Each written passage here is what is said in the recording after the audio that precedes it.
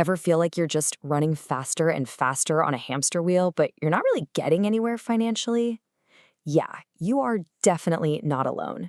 Today, we're going to crack open the rich dad philosophy, which is a totally different way of looking at money, wealth, and your future.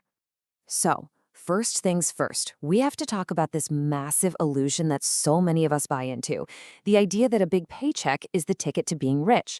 The philosophy we're exploring today argues that it's not about how much money you make, it's about how much you keep, and more importantly, what you do with it. I mean, think about it for a second.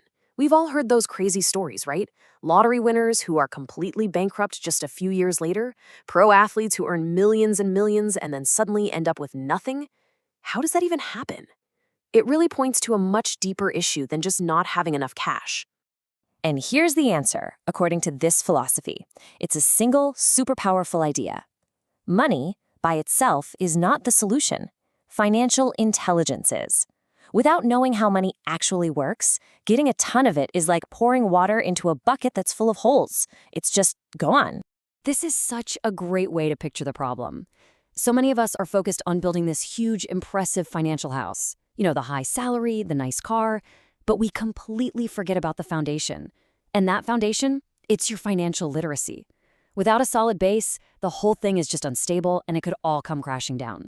Okay, so what does that solid foundation actually look like? Well, the rich dad philosophy boils this whole complex world of finance down to one incredibly simple but absolutely profound rule.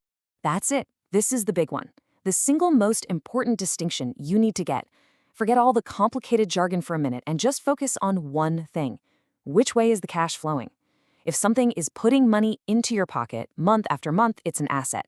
If it's taking money out of your pocket, it's a liability. It's really that simple.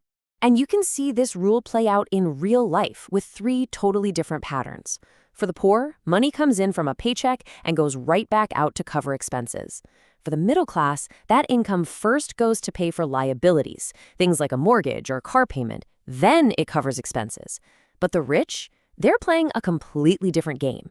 They use their income to buy assets, and then those assets generate even more income. Their money is literally working for them. And this brings us to the big one, the controversial question that really shakes up the core beliefs of the middle class. If we go by our simple definition, which way is the cash flowing? Is the house you live in really an asset? Well, according to this way of thinking, for most people, the answer is a hard no. Your main home is constantly taking money out of your pocket, right? You've got the mortgage, property taxes, insurance, repairs. It's a constant drain. Plus, all that money you put down for the deposit is now just sitting there, tied up, when it could be out buying things that actually make you money. And this really sums up the whole game. This is the fundamental difference. The goal, if you want to build wealth, is to spend your life acquiring assets that generate income, not liabilities that you just think are assets. Okay, so getting the whole asset liability thing down, that's level one.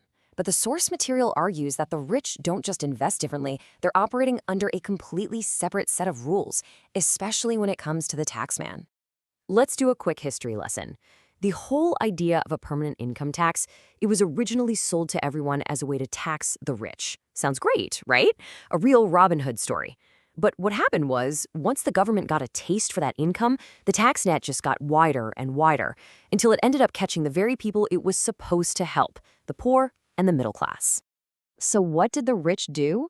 They didn't just sit back and take it. They used their financial intelligence to play the game differently.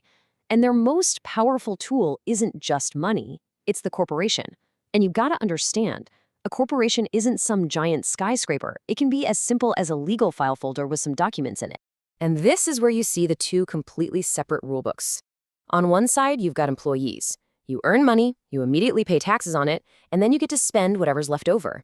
But a corporation, it earns money, it spends money on all its expenses, and only then does it pay taxes on what's left. That one simple structural difference is a huge reason why the rich can get richer.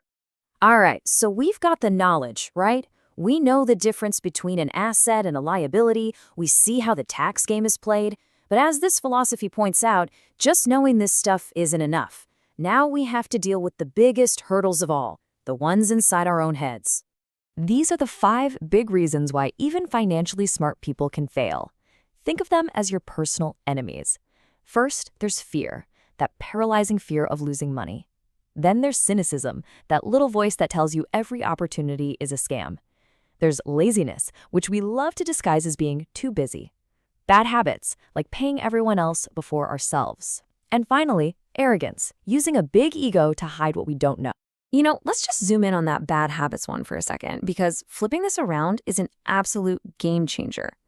Most of us pay our bills and the government first, and then we just hope there's something left over to invest.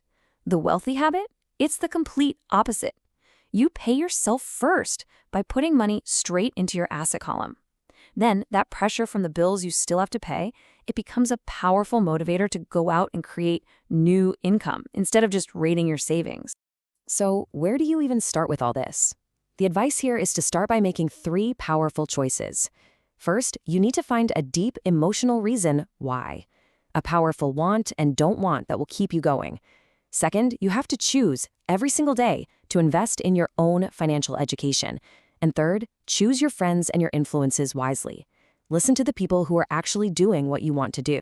And look, to really take on that biggest enemy of all, fear, you have to completely change how you think about losing.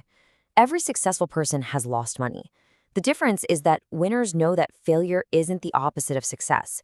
It's just part of the process. It's a stepping stone on your way to success. When you strip everything else away, this entire philosophy really boils down to how we use the 2 most powerful assets we all have, no matter where we're starting from. We all have a mind, and we all have time. What you choose to do with that mind and that time, well, that's entirely up to you. You can invest them in yourself, in your education, in building assets, or you can let them be controlled by old habits and fear. So the final question this all leaves us with is a really personal one. How will you use yours?